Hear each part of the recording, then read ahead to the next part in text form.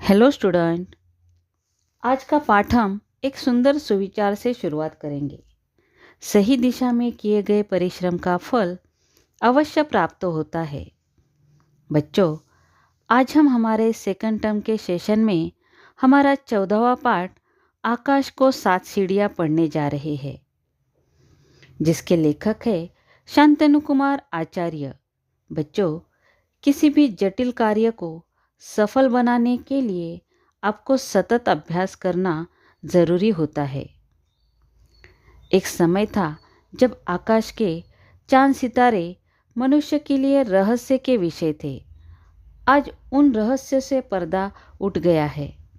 मनुष्य चांद पर अपने कदम रख चुका है एवं अन्य ग्रहों की खोजों में जुटा हुआ है। एक विमान के द्वारा अंतरिक्ष की सैर नहीं की जा सकती। उसके लिए रॉकेट की आवश्यकता पड़ती है और एक विमान चालक रॉकेट चालक कभी भी नहीं हो सकता। रॉकेट चालक का प्रशिक्षण सरल नहीं होता है। इसके लिए दृढ़ निश्चय, दृढ़ इच्छा शक्ति होनी जरूरी होती है, जैसा कि इस पाठ में बताया गया है। लेखक अपनी दृढ़ शक्ति, दृढ़ इच्छा शक्ति और शक्ति के बल पर ही सफलता किस प्रकार हासिल करते हैं और एक रॉकेट पायलट चालक बन जाते हैं, यह इस पाठ में बताया गया है। तो ये इस पाठ में देखें। एक दिन सवेरे सवेरे अखबार पढ़ते समय मैंने रॉकेट पायलट के साक्षात्कार हेतु एक विज्ञापन देखा। मैंने फौरन आवेदन कर दिया। बुलावा पाकर मैं मुंबई पहुंचा। देखा, भारत की कई जगहों से अनेक प्रार्थी वहां एकत्रित थे। उनमें से कई पहलवान भी थे। मुझे देखकर सब हंस पड़े। मैं अधिक लंबा नहीं हूं, तो क्या हुआ? मैं भला क्यों हार मानूं? परेशान न होकर मैं परीक्षण की प्रतीक्षा करने लगा। टन, घंटा बजा। न जाने कहां से निकलकर अचानक एक डॉक्टर हमारे सामने खड़ा हो गया। हमें परीक्षण प्रकोष्ठ में ले गया। 7 बड़े बड़े संदूक दिखाकर बोला, सुनिए, ये हैं स्वर्ग को जाने की 7 सीढ़ियां। इन्हें पार करने वाला स्वर्ग जा सकता है, ऐसा हम मान लेंगे। उसके बाद उसे रॉकेट पायलट का प्रशिक्षण दिया जाएगा। इतना कहकर मुझे पहले संदूक की ओर भेज दिया। उस संदूक का नाम था धूप अंधेरी पेटी। रॉकेट में जाने वाले को अंधेरे और एकांत में बहुत दिनों तक रहना पड़ता है। मैं अंधेरे में रह सकूंगा या नहीं, इसकी परीक्षा वहां होनी थी। मुझे संदूक के अंदर धकेल कर डॉक्टर ने दरवाजा बंद कर लिया। देखते देखते धूप से संदूक की बत्ती बुझ गई। उसके बाद फिर आया। मिचमिचा था कार। चारों ओर सुनसान। चारों ओर लग रही थी तारों की लोथ। बाहर तारों के जरिए वे लोग मेरे शरीर और मन की परीक्षा कर रहे थे। एकाएक दरवाजा खुला। प्रकाश देखकर मैं खुशी से पुलकित हो उठा। लगा मानो मैं 1000 वर्षों की तपस्या के बाद आंख खोलकर अभी अभी उठा हूं। उसके बाद मैं दूसरे संदूक में गया। वहां था शैतान चक्री संदूक। जैसा नाम वैसा काम। उसमें घुसते ही डॉक्टर ने मुझसे पैर सिकोड़कर आराम से सोने को कहा और फिर से दरवाजा बंद कर दिया।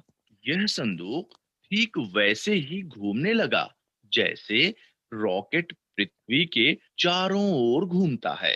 धीरे धीरे मेरा शरीर झनझनाने लगा।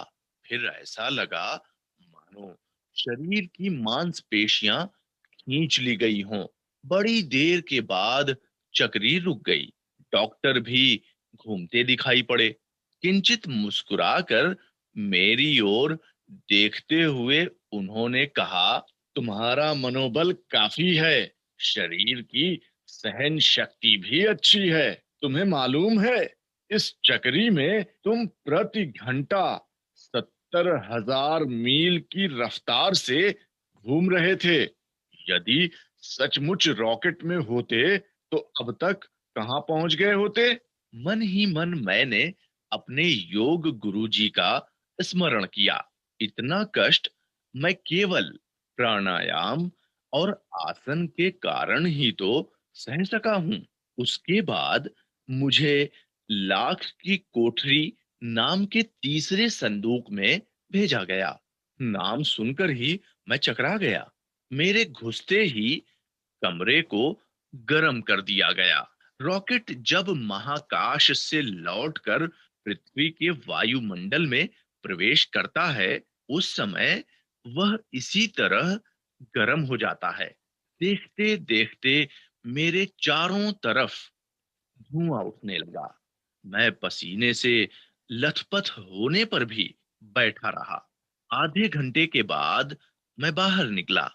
डॉक्टर ने कहा, अच्छा, लगता है तुम आग में भी नहीं जलोगे। बाद में सुना मेरी कोठरी का तापमान था 103 डिग्री फ़ारेनहाइट। वहां से मैं ध्वनि प्रकोष्ठ में गया। यहाँ मेरे कानों में रुई का फाहा लगाकर कई तरह की तीखी आवाजें की गईं। सिर पर हाथ लगाया तो बाल भी गर्म होने लगे।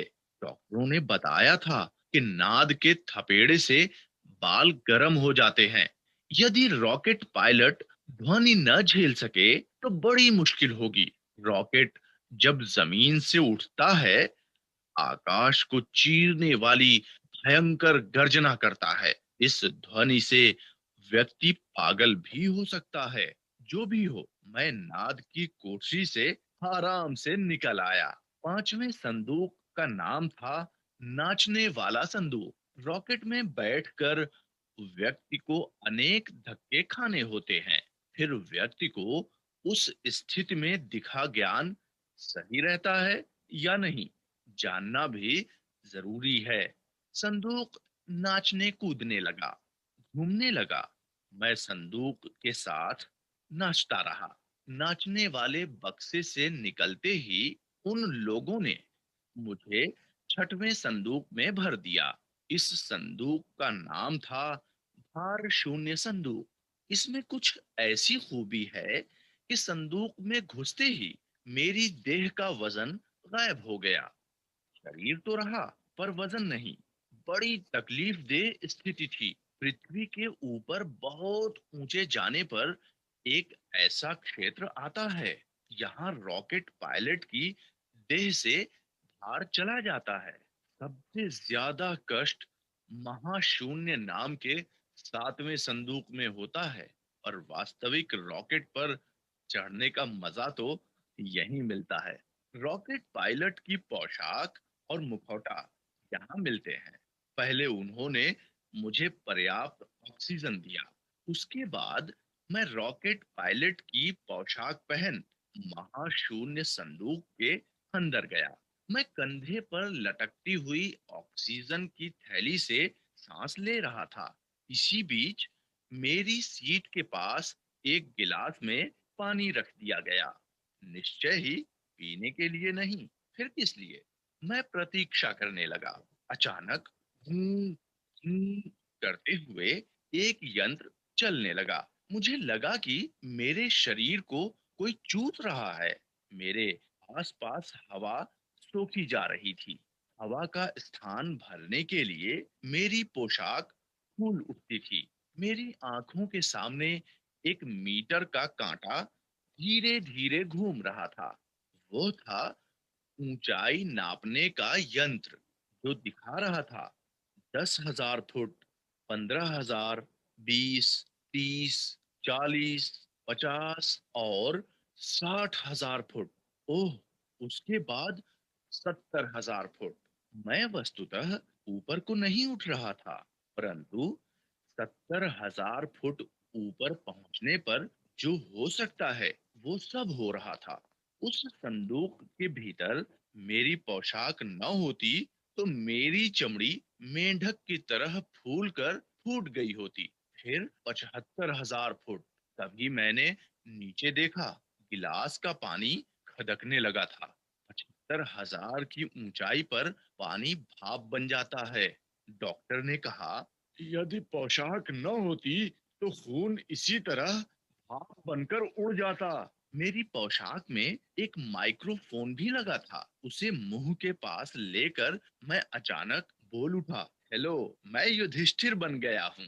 नरक दर्शन पूरा हो गया। अब मैं स्वर्ग को जाऊंगा। आप सुनकर खुश होंगे कि मुझे रॉकेट पायलट चुन लिया। तो देखा बच्चों, यह रॉकेट पायलट कैसे। तो बच्चों, इस पाठ से हमें यही सीख मिलती है कि यदि मनुष्य अपने शरीर और मन की इच्छाओं को नियंत्रित कर लेता है तो वह असंभव को भी संभव कर लेता है। ऐसी स्थिति में कोई भी बाधा उसे लक्ष्य प्राप्ति के मार्ग से भटका नहीं सकती। जैसे कि इस पाठ में लेखक अपनी इसी विशेषता के कारण रॉकेट पायलट बन गए। आशा है ये पाठ आपको अवश्य समझ में आया होगा। धन्यवाद।